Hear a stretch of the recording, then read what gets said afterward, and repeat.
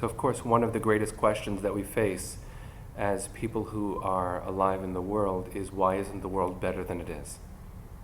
We wonder sometimes when we see people, not only in obvious cases of need, but when we experience the need ourselves, or when we see headlines that point to groups in very hopeless situations, we wonder to ourselves, how is it possible that a world so full of potential is so bereft of possibility for so many?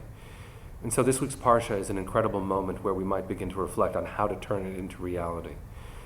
You see, Yosef is a character that undergoes great development over the course of a number of stories. He ends up always being a dreamer.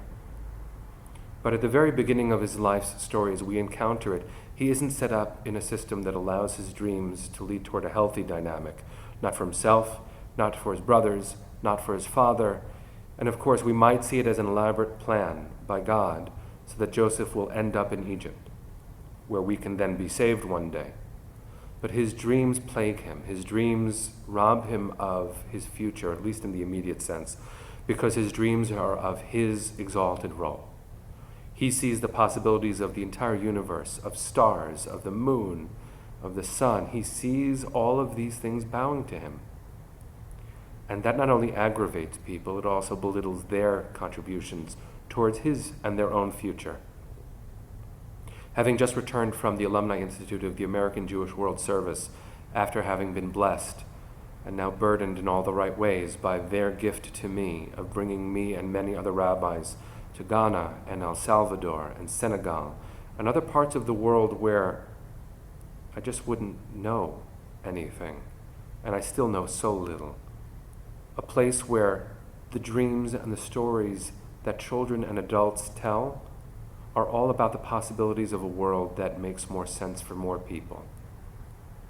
And so the question is now, what's my dream?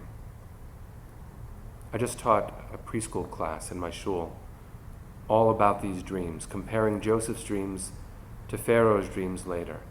And so I said to them, trying to teach them the kinetic message from the Torah, what is it that Joseph experienced after his eyes were closed and he saw the stars and the sun and the moon bowing to him, and he saw all these different things bowing to him, that his imagination had the capacity to move so much forward, but as a self-serving dream. What happened when he opened his eyes after those dreams? And so I had the children all do this. He was in shock. His shoulders rose. And he asked people what it meant, and their shoulders rose too, going, what does it mean? When Pharaoh wakes up from his dreams eventually, there's only one person who knows how to understand the startled experience of being shocked by the world. This world is not the dream that God has sent me.